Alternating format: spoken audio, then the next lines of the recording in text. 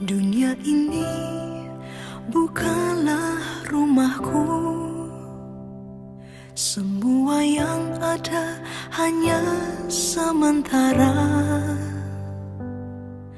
Tak ada satupun yang dapat ku bawa saat ku kembali padanya. Ku sadari singkat hidup ini seperti embun pagi yang datang dan pergi. Selama ku hidup, senangkan hatimu, ku yakin padamu. Jangan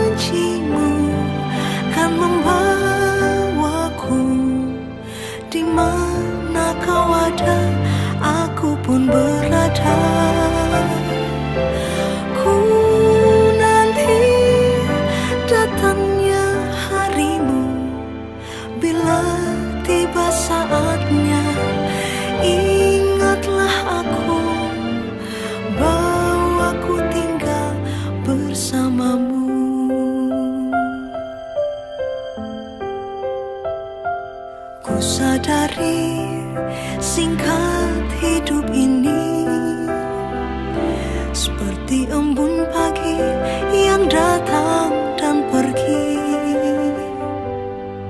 Selama ku hidup, senangkan hatimu, ku yakin kembali padamu. Janjimu kan membawaku, di mana kau ada, aku pun berada. Ku nanti datangnya harimu, bila tiba saatnya, ingatlah aku, bahwa ku tinggal bersamamu.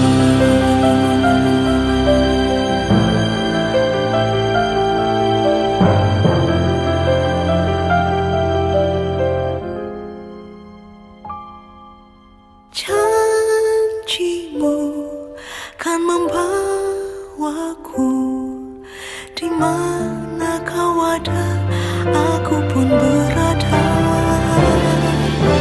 Ku nanti datangnya harimu, bila tiba saatnya, ingatlah aku, bahwa ku tinggal bersamamu. Bila tiba saatnya, ingatlah aku, bahwa ku tinggal bersamamu.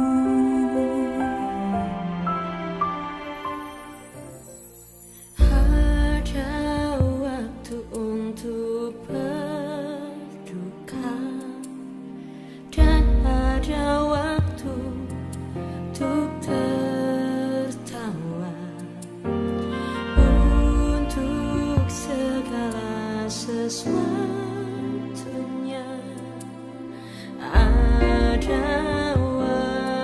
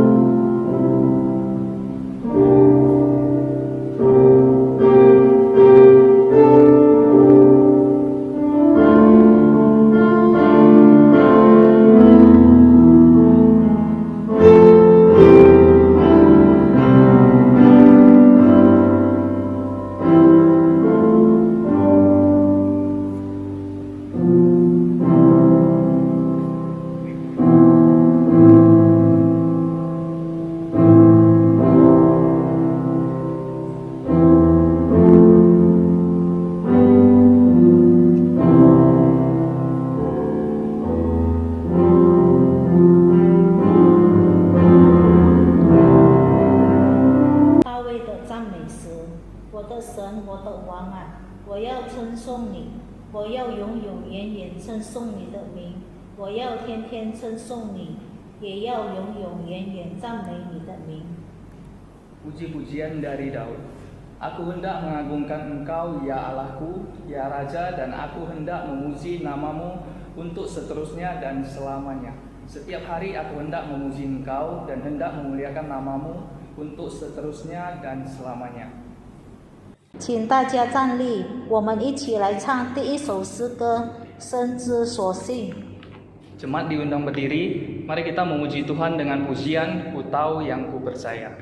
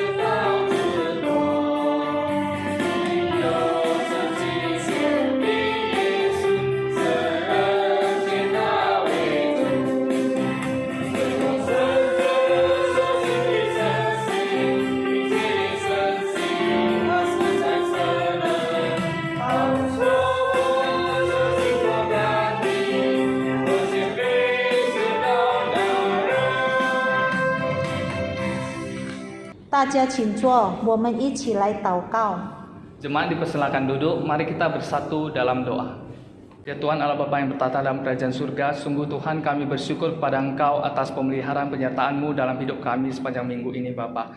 Di mana pada hari ini Tuhan kami kembali datang hadirat-Mu, kami rindu untuk boleh memuji dan memuliakan nama Engkau. Biar kiranya Engkau mengurapi Tuhan, Engkau yang menolong agar kiranya ibadah kami pada pagi hari ini boleh berjalan dengan baik. Agar kiranya boleh ibadah ini senantiasa memuliakan nama-Mu saja Tuhan.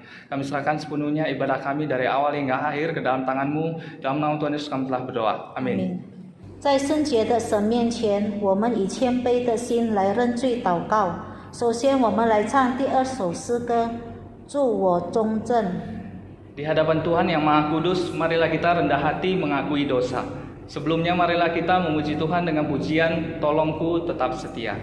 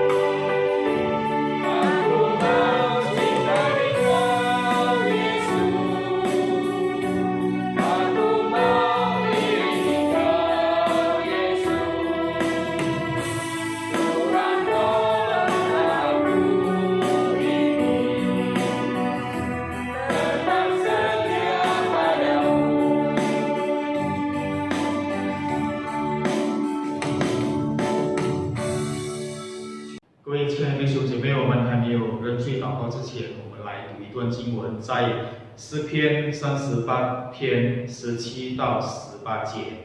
Bapak Ibu yang terkasih dalam Tuhan, sebelum kita mengakui dosa kita di hadapan Tuhan, marilah kita membaca satu berikut firman Tuhan yang diambil dari Mazmur 38 ayat 17 sampai 18. 我们一起来念。我几乎跌倒，我的痛苦藏在我面前。我要承认我的罪孽，我要因我的罪忧愁。Sebab aku mulai jatuh karena tersandung, dan aku selalu dirundung kesakitan. Ya, aku mengaku kesalahanku, aku cemas karena dosaku. 我们一起来认罪祷告。慈悲天父上帝，我们再次来到主面前，谢谢您带领我们能够走到今天。特别在这个疫情的问题当中，主啊，求你仍然是给我们力量来面对，来走下去。天父上帝，今天早上我们以感恩的心，我们要来到你面前来敬拜你主。首先，主，我们要承认，主，我们是个罪人。我们知道，我们常常得罪主，得罪别人。我们常常在我们每一天的生活里头做了不该做的事情。天父上帝，很多时候在我们每一天的日子，就是因为环境，就是因为周遭的人，也就是因为某一件事情，使到我们跌到最终。请天父上帝，今天我们以破碎的心，我们以后悔的心，我们以绝望的心，我们求主再次接受你的宝血，接受你牺牲的爱，来洗净我们一切的过犯。求主再一次给我们机会悔改，好让我们的生命远离罪恶的生命。天父上帝，但愿你接受你的怜悯，赦免我们一切的罪恶，洗净我们，更新我们，塑造我们的生命，让我们的生命越来越像耶稣基督的生命，让我们的生命能够成为盐，成为光，来照亮还在黑暗的弟兄姐妹，让我们的生命也能够影响更多的人来到你面前。因此，主啊，求主更新我们，求主赦免我们。我们知道我们错了，我们知道我们是个罪人。主啊，教导我们，让我们有自省心，让我们知道我们的周遭围都是很容易引诱我们跌到最终。主，今天早上，求主再次赦免我们，求主饶恕我们，真的给我们机会悔改。谢谢主，但愿主照你的旨意时间来赦免我们，来洗净我们。谢谢主，我们将一切荣耀都归给主。我们如此祷告交托，奉耶稣基督的名祈求，阿门。我们一起来念主祷文。我们在天上的父，愿人都尊父的名为圣。愿父的国降临，愿父的旨意行在地上，如同行在天上。我们自由的饮食，今日赐给我们，赦免我们的罪，如同我们赦免得罪我们的人，不叫我们遇见试探，拯救我们脱离凶恶。因为国度、权柄、荣耀，全是父的，直到永远。请大家仍然站立，我们一起来宣读我们的信仰使徒信经。Jemaat dipersilakan tetap berdiri, marilah kita mengucapkan pengakuan iman rasuli. 使徒信经，我信上帝全能的父，创造天地的主。我信我主耶稣基督，上帝的独生子，因圣灵感孕，由童贞女玛利亚所生，在本丢彼拉多手下受难，被钉于十字架，受死埋葬，第三天从死人中复活，升天，坐在全能父上帝的右边，将来必从那里降临，审判活人死人。我信圣灵，我信圣而共的教会，我信圣徒相通，我信罪的赦免，我信身体复活，我信永生。阿门。我们来起经文。Mari kita berresponsoria. 在基督里死的人，我听见从天上有声音说：“你要写下，从今以后，在主里面而死的人有福了。”圣灵说：“是的，他们洗了自己的劳苦，做工的果效也随着他们。”他被挂在木头上，亲身担当了我们的罪，使我们既然在罪上死，就得以在义上活。因他受的鞭伤，你们便得了医治。而叫耶稣从死里复活者的灵若住在你们心里，那叫基督耶稣从死里复活的，也必借着住在你们心里的生灵，使你们必死的身体又活过来。身上常带着耶稣的死，使耶稣的生也显明在我们身上。Orang yang mati di dalam Kristus. Dan aku mendengar suara dari sorga berkata, tuliskan, berbahagialah orang mati yang mati dalam Tuhan, sejak sekarang ini. Sungguh kata Roh, supaya mereka boleh beristirahat dari jerih lelah mereka, karena segala perbuatan mereka menyertai mereka. Ia sendiri telah memikul dosa kita di dalam tubuhnya di kayu salib, supaya kita yang telah mati terhadap dosa hidup untuk kebenaran. Oleh dilum-dilumnya kamu telah sembuh. Dan jika roh Dia yang telah membangkitkan Yesus dari antara orang mati diam di dalam kamu, maka Ia yang telah membangkitkan Kristus Yesus dari antara orang mati akan menghidupkan juga tubuhmu yang fana itu oleh Roh-Nya yang diam di dalam kamu. Kami senantiasa membawa kematian Yesus di dalam tubuh kami, supaya kehidupan Yesus juga menjadi nyata di dalam tubuh kami.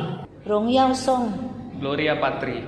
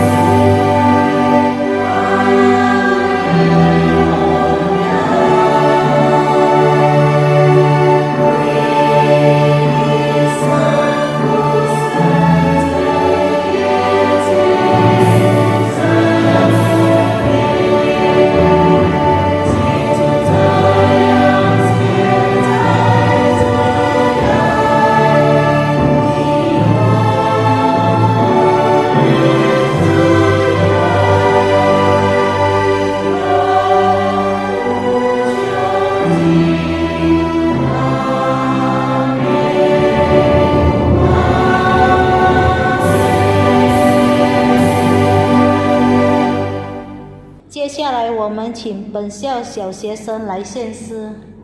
Saat ini kami persilakan murid SD metode 11 untuk mempersembahkan sebuah pujian.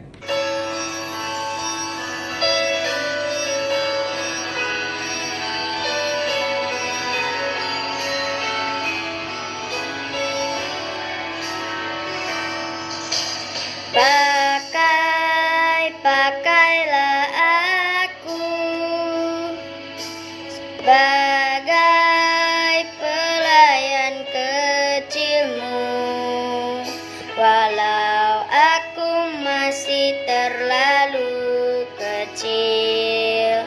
Tuhan, pakai aku.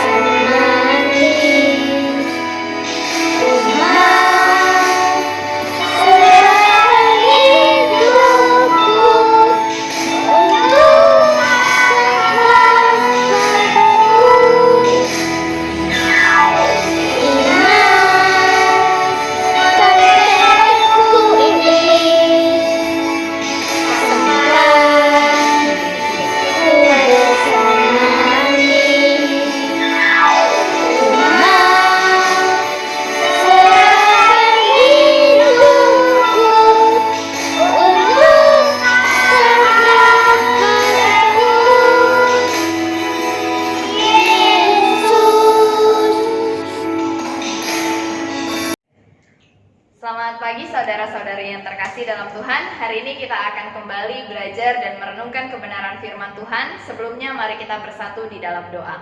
Bapa di dalam surga, kami bersyukur jika Engkau masih memberikan kepada kami kesempatan untuk boleh mendengarkan firman Tuhan. Di dalam segala keterbatasan kami, kiranya Tuhan Yesus menolong kami supaya kami dapat menjadi pendengar yang baik. Bahkan juga kami dapat diperbaharui pikiran dan hati kami supaya kami dapat menyikapi segala proses hidup kami dengan baik. Terima kasih Bapa di dalam surga, di dalam nama Tuhan Yesus kami berdoa dan bersyukur. Amin. Saudara yang terkasih, hari ini tema yang diberikan kepada saya sebetulnya adalah takut mati. Tetapi di sini saya mengubah sedikit temanya menjadi kematian dan ketakutan. Nah saudara, mari sebelumnya kita membaca di dalam Mazmur pasal 39 ayat 5. Saya akan membacakannya untuk saudara sekalian. Berbunyi demikian, "Ya Tuhan, beritahukanlah kepadaku ajalku dan apa batas umurku, supaya aku mengetahui betapa fananya aku." Saudara, Mazmur 39 ayat 5 adalah sebuah mazmur yang dituliskan oleh Daud ketika Daud menjadi seorang raja Israel. Nah saudara yang terkasih dalam Tuhan, kita tentu suka yang namanya nonton. Dan beberapa dari saudara mungkin tahu kalau saya punya kesukaan itu nonton drama Korea. Nah Bapak Ibu, di drama Korea ini ada begitu banyak genre film ya. Salah satunya adalah genre film tentang penyakit-penyakit psikologis ya. Salah satu penyakit psikologis yang sering dijadikan di dalam film Korea itu adalah tentang fobia. Nah saudara, fobia ini adalah ketakutan berlebihan atau kecemasan berlebihan terhadap satu objek. Jadi ada gambaran-gambaran tokoh di dalam film Korea yang menderita sebuah fobia yang cukup unik. Nah salah satunya adalah di dalam film Clean with Passion for Now. Nah saudara, jika Anda melihat ada 3 orang tokoh yang dijadikan cover di depannya, dan salah satu tokoh ini yang memakai jas hitam, dia memiliki satu fobia yang sangat unik. Dia menderita misifobia, yaitu ketakutan berlebihan pada yang namanya kuman, kotoran, debu, atau sesuatu yang kotor. Jadi lelaki ini diceritakan dia tidak boleh bersentuhan atau bahkan melihat sesuatu yang kotor. Karena dia akan langsung menimbulkan gejala klinis, yaitu dia bisa gemetaran, bahkan dia bisa sampai tidak bertenaga sama sekali. Ini adalah salah satu film tentang fobia yang cukup unik. Lalu yang kedua adalah film berjudul Secret Garden. Nah saudara, di dalam drama Korea ini juga ada salah satu tokoh yang terkena klaustrofobia atau ketakutan terhadap ruang sempit. Jadi si tokoh ini digambarkan dia tidak bisa berada di ruang sempit. Jika dia berada di ruang sempit, dia bisa langsung gemetaran, bahkan dia langsung bisa pingsan dan tidak berdaya ketika dia berada di ruang sempit. Nah jadi saudara, fobia ini adalah sesuatu yang dekat dengan dunia kita. Ada orang-orang yang merasakan ketakutan berlebihan ketika dia melihat laba-laba atau ulat bulu, seperti teman saya di kampus dulu. Ketika dia melihat foto ulat bulu pun dia bisa langsung menangis, meneteskan air mata, karena dia ternyata memiliki fobia atau ketakutan dan kecemasan yang berlebihan terhadap satu objek.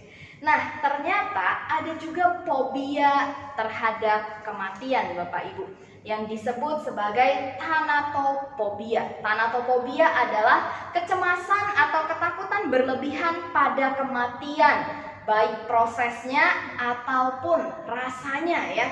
Nah, kematian yang ditakutkan ini adalah kematian diri sendiri atau kematian orang di sekitarnya yang dia kasihi. Saudara, ketika mempersiapkan khotbah ini, saya membaca sebuah artikel yang menceritakan tentang seorang perempuan di Australia yang mengidap penyakit thanatophobia. Jadi dia bercerita ketika dia memikirkan kematian ibunya atau kematian ayahnya, itu dia bisa sampai mimisan ya. Bahkan dia sampai muntah-muntah ketika dia memikirkan tentang kematian orang-orang di sekitarnya. Dia tidak takut terhadap kematiannya sendiri, tetapi yang dia takutkan adalah kematian yang menghampiri orang tuanya dan orang-orang yang dia kasihi. Nah saudara, penyakit ini juga sering kali ada di dalam diri kita. Mungkin kita tidak sampai disebut fobia, kecemasan atau ketakutan yang berlebihan. Tetapi bukankah kita sepakat bahwa kematian identik dengan ketakutan?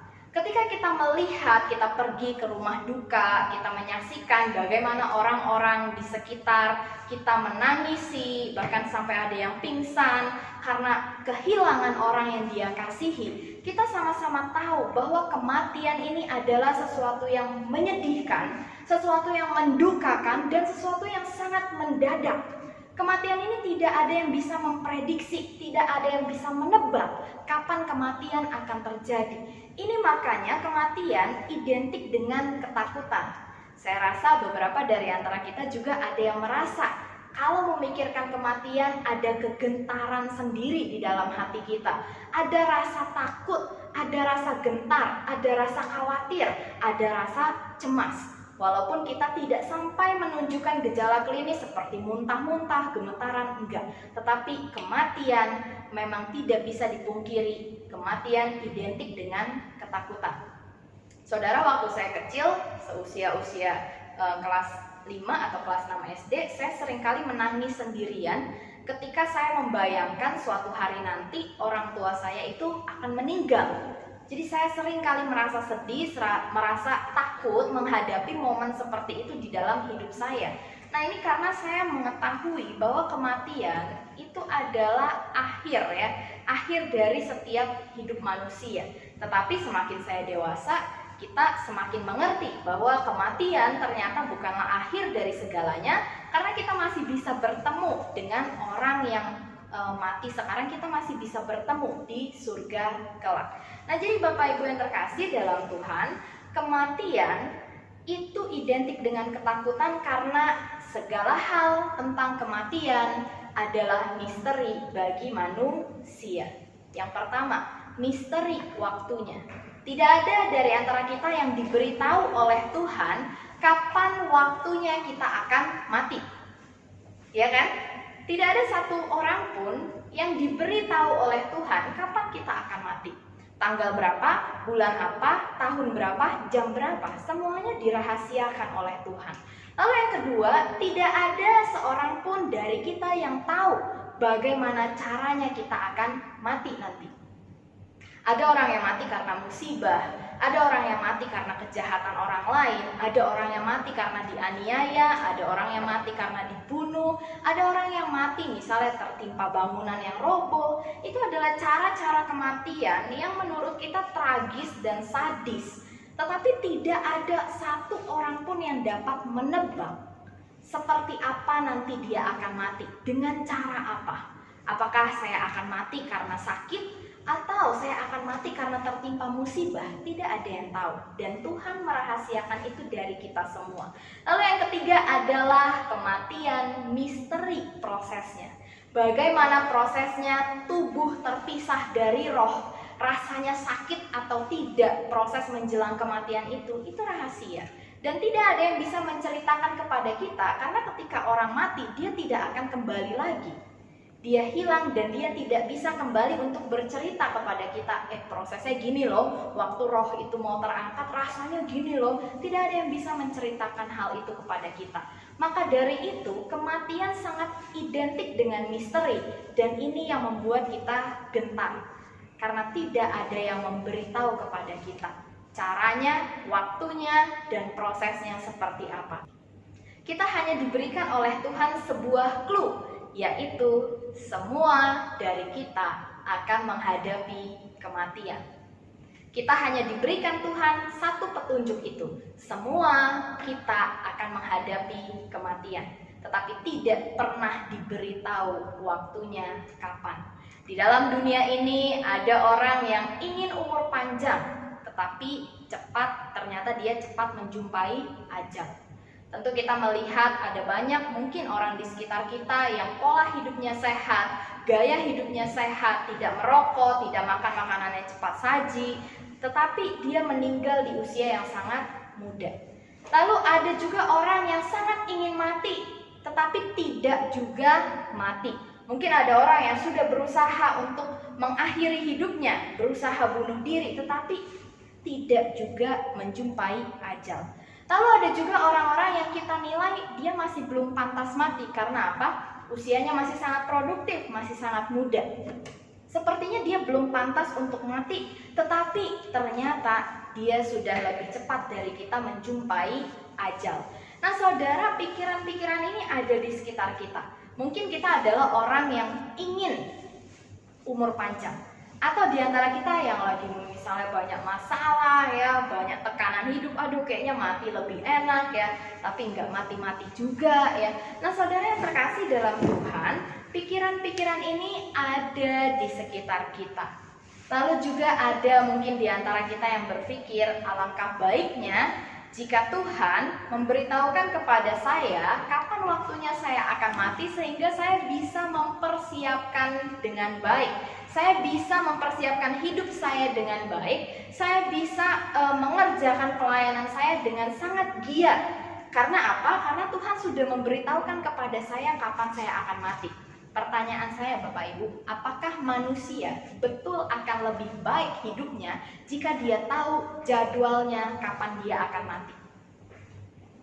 Saudara, sebagai contoh seperti ini, jika dulu saya kuliah, biasanya di awal pertemuan pertama, dosen itu sudah memberikan jadwal selama 1 semester. Di dalam jadwal 1 semester itu biasanya sudah ada tanggal ujian akan dilaksanakan. Ujian berapa kali, lalu juga materi ujiannya dari mana, biasanya itu sudah dijabarkan oleh dosen di awal pertemuan. Nah, ketika pertemuan dimulai, misalnya saja pertemuannya mulai bulan Juni, lalu saya melihat di kalender mata pelajaran itu, ternyata ujiannya di bulan September. Apakah dari Juni saya sudah mempersiapkan diri untuk ujian bulan September? Jawabannya tidak. Dari bulan Juni santai-santai ya, main game, main sama teman, jalan-jalan, lalu ketika seminggu menjelang ujian baru di situ persiapan dengan baik. Saudara, ketika kita diberitahu oleh Tuhan, misalnya contoh kayak umur 70 ya, akan dipanggil oleh Tuhan. Tanggal segini, bulan segini, jam segini. Sekarang umur saya 26. Kira-kira apakah saya akan mempersiapkan diri saya dengan baik? Jangan harap, mungkin saya akan mencicipi berbagai jenis hal yang belum pernah saya lakukan. Mungkin saya akan melakukan banyak dosa, bersenang-senang, melakukan banyak kesenangan. Nanti 1 hari sebelum saya dipanggil Tuhan, 1 hari sebelum jadwal saya menghadap Tuhan, disitulah saya akan bertobat. Saudara yang terkasih dalam Tuhan, ketika kita diberitahu oleh Tuhan jadwal kita akan mati, belum tentu kita menjadi pribadi yang lebih baik. Di dalam Alkitab Perjanjian Baru, Yesus memberitahu kepada kita satu hal, bahwa Ia akan datang untuk kedua kalinya. Apakah kita di zaman sekarang yang tahu Yesus akan datang kedua kalinya, apakah kita mempersiapkan diri dengan baik menyambut kedatangan Yesus? Jawabannya belum tentu kita mempersiapkan diri dengan baik. Lalu yang ketiga adalah sekarang kita sudah diberitahu bahwa suatu hari nanti kita semua, baik yang masih muda, yang sekarang sudah tua, kita akan menjumpai yang namanya kematian. Satu hari nanti, walaupun kita tidak tahu waktunya, tetapi itu adalah satu hal yang pasti, kita semua akan mati. Apakah kita mempersiapkan diri dengan baik? Maka dari itu Bapak Ibu, kita harus sama-sama mengetahui bahwa hidup kita berlalu sangat cepat seperti uap yang digambarkan dalam kitab Yakobus. Tentu kita ada yang merasa waktu berlalu begitu cepat, kayaknya barusan masih pagi, sekarang tiba-tiba udah siang, sekarang tiba-tiba udah malam. Kayaknya kemarin baru Senin, sekarang udah Minggu. Waktu, hari, bulan, dan tahun berlalu begitu cepat. Bahkan juga ini membuat usia manusia berlalu begitu cepat. Hari berlalu begitu cepat, kemarin baru Senin, sekarang udah Sabtu. Kemarin baru Januari, sekarang udah mau akhir tahun. Kemarin kayaknya baru aja 2005, sekarang sudah 2020. Usia berlalu begitu cepat. Kalau kita lihat anak-anak kita sekarang, dulu masih kecil, sekarang kayaknya cepat sekali udah besar ya. Dulu masih SD, sekarang udah cepat kali, udah SMA, udah kuliah, bahkan mungkin ada yang sudah punya anak dan sudah menikah. Waktu berlalu begitu cepat, usia manusia juga berlalu begitu cepat. Saudara, semakin cepat waktu yang kita lewati, itu artinya secara tidak langsung semakin cepat juga Anda dan saya kemungkinan untuk menghadapi yang namanya kematian. Nah saudara, Hari ini kita akan belajar dari kitab Mazmur. Ketika pemazmur yaitu Daud menuliskan, "Ya Tuhan, beritahukanlah kepadaku ajalku dan apa batas umurku supaya aku mengetahui betapa fananya aku." Saudara, yang pertama yang dapat kita pelajari adalah Daud tahu betul bahwa Tuhan adalah pemegang kehidupan dan kematian. Saudara, banyak orang di dunia ini ketika dia mempertanyakan kehidupannya, dia tidak bertanya kepada Tuhan, tetapi dia bertanya kepada orang yang dalam tanda kutip dijuluki orang pintar. Lalu apa yang dilakukan orang pintar ini? Mungkin dia akan meramal, mungkin dia akan membaca garis tangan, mungkin dia akan melihat bentuk mukanya, mungkin dia akan melihat bentuk rambutnya, mungkin dia akan melihat berbagai ciri fisik untuk menjelaskan kepada kita bagaimana hidup kita, dan mungkin akan bisa menjelaskan juga kepada kita bagaimana nanti proses kematian kita. Kita tentu penasaran, kapan saya mati, caranya seperti apa, prosesnya seperti apa, tetapi seringkali kita tidak membawa rasa penasaran ini di hadapan Tuhan. Saudara yang terkasih dalam Tuhan, satu hal yang kita pelajari dari Daud ketika dia mempertanyakan hidupnya, dia bertanya kepada satu nama, yaitu Tuhan Allah yang membawa Israel keluar dari Mesir, yang membawa Daud juga menjadi seorang raja atas Israel. Daud tidak bertanya kepada peramal, Daud tidak bertanya kepada juru tenung pada hari itu, tetapi Daud mempertanyakan kepada Tuhan. Nah, saudara yang terkasih dalam Tuhan, ini yang perlu kita sama-sama tahu dan sama-sama pelajari. Di dalam segala aspek kehidupan kita, ketika kita memiliki pertanyaan-pertanyaan, keraguan-keraguan di dalam hidup kita, maka yang harus kita lakukan adalah bawa itu ke hadapan Tuhan dan berdoalah kepada Tuhan, berserulah kepada Tuhan seperti Daud berseru kepada Tuhan. Karena Daud sadar Tuhanlah pemegang alam semesta, bahkan Tuhan pemegang kematian dan kehidupan setiap manusia. Ini yang pertama yang harus kita sama-sama pelajari. Lalu yang kedua adalah yang harus kita pelajari dari Daud adalah Daud menyadari sekalipun posisinya sedang naik daun sebagai seorang raja, dia sadar betapa fananya dia sebagai seorang manusia. Bapak Ibu, fana itu apa sih? Fana itu artinya akan berlalu gitu. Semua yang dia miliki itu tidak tetap selamanya dia pegang. Hari ini kaya, besok bisa jadi miskin. Hari ini sehat, besok bisa jadi sakit. Daud di sini ketika dia posisinya sedang di atas sebagai raja yang sukses, dia meminta Tuhan mengingatkan kepadanya bahwa dia adalah manusia yang fana. Agar dia tidak sombong di tengah kesuksesan, agar dia tidak sombong di tengah kemasyurannya sebagai seorang raja, sehingga dia tidak lupa bahwa dia adalah manusia biasa, manusia yang bisa saja berlalu tanpa dia yang memutuskan. Tuhan yang memutuskan kehidupan dan kematian Daud. Maka di sini Daud meminta Tuhan menolong supaya dia sadar bahwa dia ini adalah makhluk yang fana. Saudara, terkadang di tengah kesuksesan hidup, kita suka lupa kalau kita ini adalah manusia yang fana. Waktu kita sehat, kita aja kadang sering lupa kalau kita ini adalah manusia yang lemah, yang bisa jadi hari ini sehat, besok sakit. Kita manusia yang sering lupa karena keadaan. Waktu kita sukses, kita merasa sangat kuat. Kita tidak butuh orang di sekitar kita, bahkan mungkin kita berpikir, saya tidak butuh Tuhan karena kondisi saya lagi baik-baik aja, semua berjalan lancar, semua berjalan happy. Tidak apa, gak perlu Tuhan, gak perlu rajin ke gereja, gak perlu dengar firman Tuhan, karena kondisinya sedang di atas. Kita suka lupa, ya. Kalau keadaan sedang nyaman, kita lupa bahwa kita adalah manusia yang bisa aja besok kehilangan segala kenyamanan yang kita miliki hari ini. Jadi Bapak Ibu yang terkasih dalam Tuhan, di sini Daud meminta Tuhan mengingatkan, sadar akan kefanaan dirinya sebagai manusia. Nah saudara, sekuat apapun kita hari ini, sesehat apapun kita hari ini, kita juga tetap adalah manusia yang fana. Manusia yang suatu hari nanti hidupnya akan berakhir. Dan bukan kita yang memutuskan kapan hidup kita akan berakhir, tetapi Tuhan yang memutuskan. Kita tidak bisa berbuat apa-apa ketika Tuhan sudah memutuskan hari ini hidupmu berakhir. Gak ada yang bisa bilang, Tuhan jangan dulu deh, sehari lagi boleh gak Tuhan? Atau sebulan lagi boleh nggak, biar saya bisa bertobat gitu loh, biar saya bisa merubah hidup saya, biar saya bisa melayani Engkau Tuhan, sebulan lagi deh saya baru dipanggil, saya siap gitu. Nggak ada yang bisa melakukan hal seperti itu Bapak Ibu. Ketika sudah waktunya Tuhan absen, maka hari itu pun dia akan bertemu dengan Tuhan.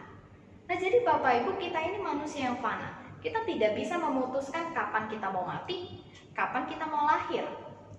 Nggak ada yang bisa request sama Tuhan. Tuhan, saya mau lahir nanti ya pas presidennya yang ini. Saya mau lahir pas tanggal segini biar cantik.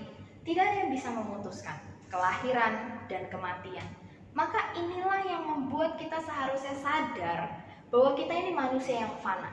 Hari ini Tuhan izinkan kita sehat pun, itu semua karena anugerah Tuhan. Hari ini kita bisa hidup enak pun, itu semua atas izin Tuhan. Maka dari itu saudara, kita ini begitu fana. Kita tidak bisa memutuskan segala sesuatu jika Tuhan sudah memutuskannya untuk kita. Nah jadi kita harus sadar bahwa hari ini hidup kita pun suatu saat nanti akan berlalu. Sadarkah kita kalau Tuhan yang memegang kehidupan kita, atau kita masih merasa saya yang memutuskan hidup saya yang memegang kematian dan kehidupan, dan saya bukanlah manusia yang fana, saya bisa memutuskan segalanya. Hari ini Bapak Ibu, dari Mazmur Daud kita belajar dua hal. Yang pertama, Tuhan pemegang kehidupan dan kematian. Yang kedua adalah kita harus sadar kita adalah manusia yang fana. Lalu yang ketiga, kita juga belajar dari Mazmur Daud ini bahwa Tuhanlah yang memegang kehidupan kita dari awal sampai akhir. Saudara, saya punya dua gambar. Gambar yang pertama itu adalah gambar seorang dewasa yang memegang tangan seorang anak. Lalu gambar yang kedua adalah gambar tangan seorang anak yang memegang tangan orang dewasa. Sekarang saya mau kita semua berpikir, kira-kira pegangan mana yang lebih kuat? Pegangan yang pertama atau pegangan yang kedua? Tentu kita sama-sama sepakat pegangan yang pertama adalah pegangan yang kuat. Karena orang dewasa memegang tangan seorang anak kecil. Orang yang lebih kuat memegang tangan yang lemah. Nah saudara, kita tahu Tuhan kita adalah penguasa langit dan bumi, bahkan penguasa alam maut, penguasa dari segala jagat raya. Tangan inilah yang memegang kita sampai akhir hidup kita. Tangan inilah yang terus menggenggam tangan kita ketika kita juga bahkan melewati proses kematian. Saudara, kematian menakutkan. Kematian menggentarkan jiwa kita. Karena kematian adalah misteri. Tetapi ketika kita tahu kita tidak melewati proses kematian itu sendirian, ada tangan yang begitu kuat yang menggenggam tangan kita senantiasa sampai akhir hidup kita. Harusnya ini menghiburkan kita yang akan menghadapi kematian. Suatu hari nanti kita akan menghadapi kematian, tetapi marilah kita terus mengingat bahwa ada tangan Tuhan yang terus menggenggam tangan kita hingga akhir hidup kita. Jadi hari ini kita belajar, yang pertama, kematian selalu menjadi pengalaman pertama bagi semua manusia. Maka dari itu kematian memang cukup menggentarkan jiwa kita. Tetapi karena kematian ini menggentarkan, mari sama-sama kita mempersiapkan diri kita, mempersiapkan iman kita untuk menghadapinya, dan terus mengingat misteri kematian tidak akan kita hadapi sendirian, karena tangan Tuhan terus memegang tangan kita hingga akhir.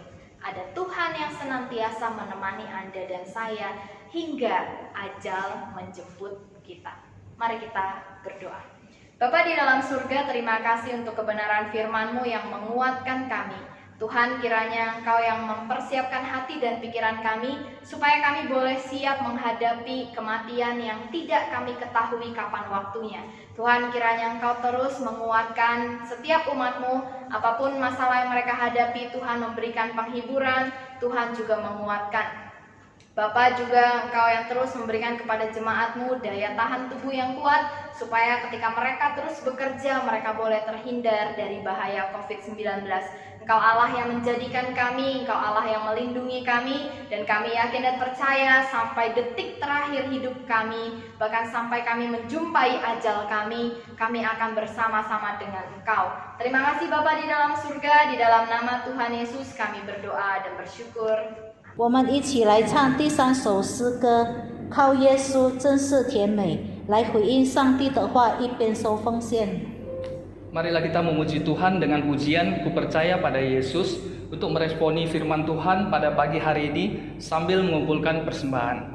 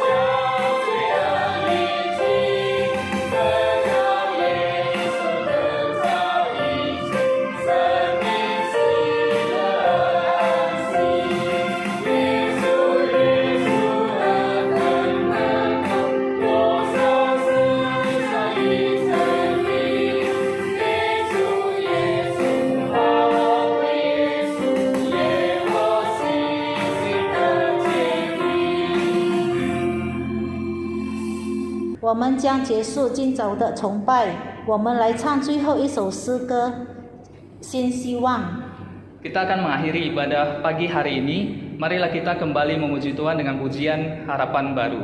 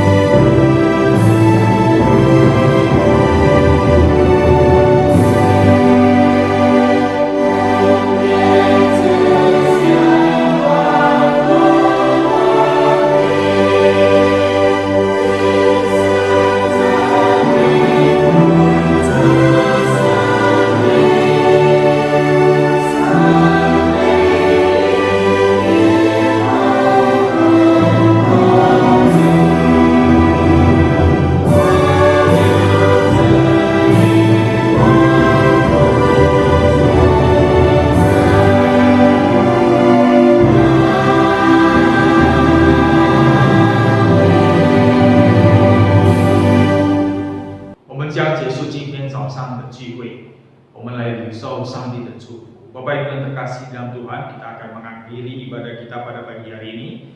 Marilah kita terima berkat yang daripada Tuhan. 但愿我们主耶稣基督的安慰、上帝的慈爱与怜悯、圣灵的感动与充满，常与大家同在，从今时直到永永远远。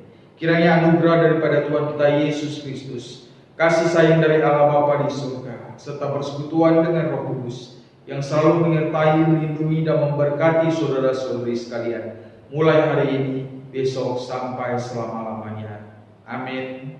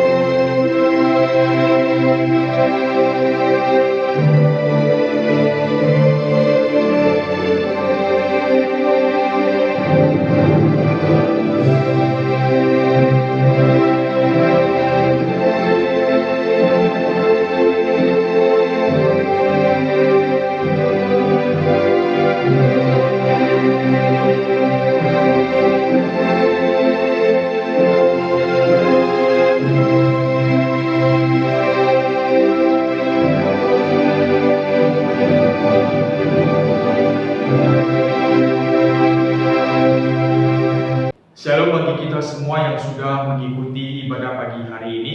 Kiranya berkat Tuhan senantiasa melimpah di dalam kehidupan kita selama-lamanya. Saya terus menghimbau, walaupun kita di dalam masa pandemi ini, marilah kita setia mengikuti ibadah ataupun persekutuan yang ada di gereja kita.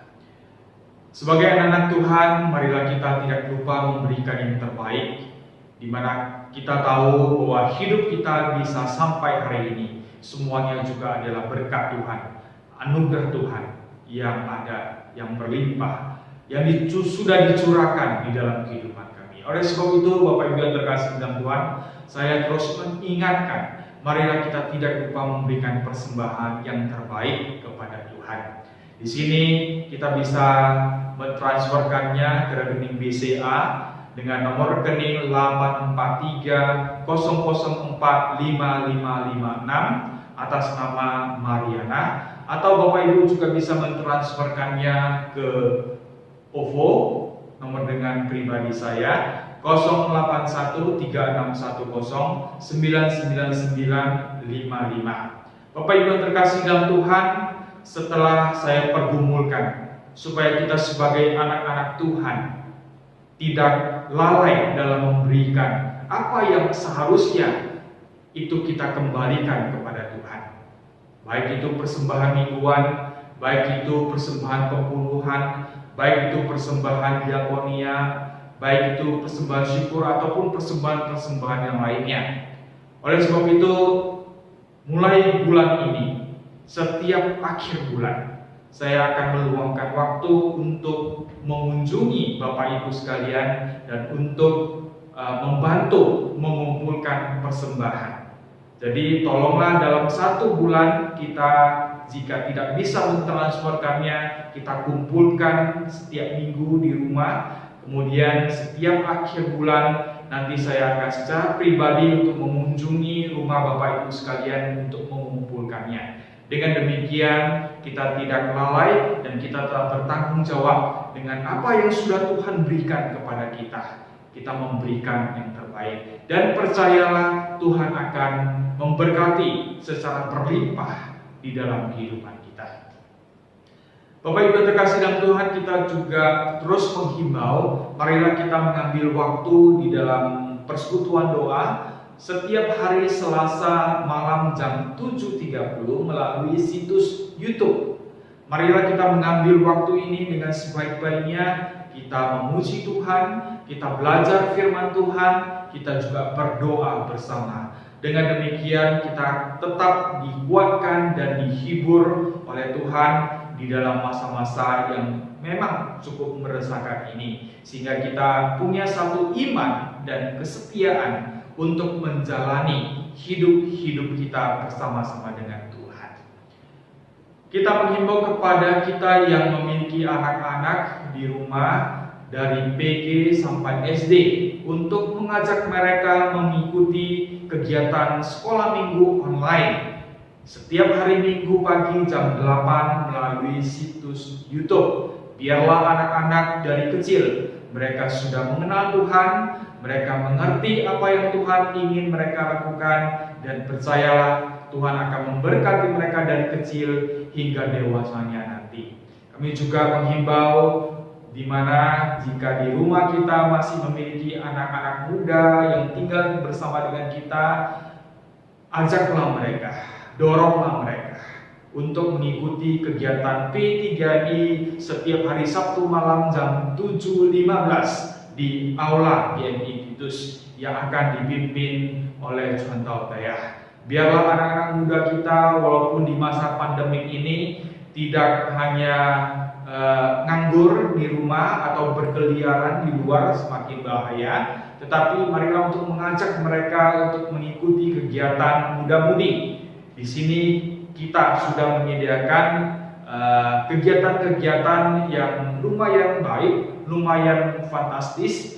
Selain mendengarkan firman Tuhan, belajar firman Tuhan, kita juga mungkin ada permainan-permainan yang bisa memicu semangat hidup kita, ataupun mungkin nonton bersama. Jadi marilah kepada orang tua untuk menghimbau, mendorong anak-anak mereka, khususnya yang muda-mudi, untuk mengikuti kegiatan P3I. Kita tetap melakukan ataupun menjalankan sistem protokol untuk menjaga kesehatan kita. Jadi jika datang tetap memakai masker dan duduknya pasti jaga jarak. Dan untuk kali ini dari P3I wilayah mereka ada mengadakan satu perlombaan, yaitu lomba menyanyikan Mas P3I dengan menyediakan berbagai hadiah dari juara pertama hingga juara favorit. Bapak Ibu yang terkasih dalam Tuhan, mari juga kita mendukung kegiatan ini di dalam doa ataupun juga dana, sehingga kegiatan ini dapat dilaksanakan dengan lancar. Setiap hari Kamis saya akan mengajar bahasa Mandarin sebagai dasar kita di mana kita beribadah di gereja Tionghoa. Bahasa Mandarin ini saya ajarkan secara gratis karena apa yang saya bisa, apa yang saya miliki, saya tahu persis dan saya mengakuinya itu semuanya adalah pemberian daripada Tuhan. Oleh sebab itu, dengan kesempatan ini saya ingin berbagi apa yang saya miliki yang daripada Tuhan kepada saudara-saudari sekalian. Setiap hari Kamis malam jam 7.30 melalui Google Meet. Jadi Bapak Ibu yang berminat, tolong boleh terlebih dahulu di-download Google Meet-nya, atau yang memakai laptop biasanya Google Meet-nya aplikasinya sudah tersedia. Marilah kita bersama-sama lebih giat di dalam pembelajaran ini sebagai keturunan Tionghoa secara khusus. Janganlah kita mengabaikannya, janganlah kita melupakan bahasa ibu kita, bahasa Mandarin. Bapak Ibu yang terkasih dalam Tuhan, kita tahu bahwa situasi pada saat ini semakin meresahkan, bahkan ada yang mengatakan semakin serem, semakin serem. Karena kita tahu di sekitar kita ya, di daerah Titik Kuning juga kita tahu Dr. Subianto kita juga terkena COVID-19. Yang saat ini beliau sedang diisolasi di Rumah Sakit Royal Prima lantai 18. Mari kita mendoakan beliau sehingga beliau dapat segera dipulihkan. Marilah kita tetap menjaga kesehatan kita, hidup kita dengan protokol kesehatan yang dianjurkan oleh pemerintah, dengan menjaga jarak antara satu dengan yang lainnya, dan tetap memakai masker. Kalau perlu lebih bagus dengan face shield bila kita berada di luar rumah, terlebih juga kita yang kurang sehat. Sering cuci tangan setiap waktu, kemudian makanan-makanan bergizi, makanan-makanan berprotein, tidak perlu yang mahal, yang penting bergizi dan sehat. Ambil waktu untuk olahraga, untuk memicu stamina kita supaya tubuh kita tetap dalam keadaan sehat dan kita tetap bugar, sehingga kita bisa mengantisipasi virus-virus yang mungkin menyerang tubuh kita. Dan saya tahu Bapak Ibu sekalian, selama masa pandemi ini kita merasa terkungkung, merasa stres, gak bisa kemana-mana. Oleh sebab itu saya terus menghimbau, tetaplah bersabar, tetaplah bersabar. Memang ada yang mengajak saya untuk refreshing, mengajak saya ke Brastagi atau ke berbagai tempat untuk menghilangkan stres selama masa pandemi ini. Tetapi demi kesehatan kita, marilah kita menahan diri, ya, jauhi tempat keramaian, walaupun itu sangat menggoda. Tetapi ingatlah, kita diberi hikmah dan kebijaksanaan oleh Tuhan, marilah kita memakainya itu sebaik-baiknya. Jadi mari kita menahan diri terlebih dahulu untuk menghindari tempat-tempat yang ramai. Kemudian bagi saudara-saudari yang mungkin sering ataupun harus berbelanja, lebih bagus kita memakai sarung tangan. Bapak Ibu yang terkasih dalam Tuhan, demikian ibadah kita pada pagi hari ini dan juga warta singkat di pagi hari ini. Kiranya Tuhan terus memberkati kita, menyertai kita di masa pandemi ini, sehingga kita tetap dalam keadaan sehat, keadaan prima, dan kita bisa menjadi saksi bagi Kristus. Kita akan berjumpa kembali di ibadah online minggu depan. Kiranya Tuhan memberkati kita. Shalom, sampai jumpa.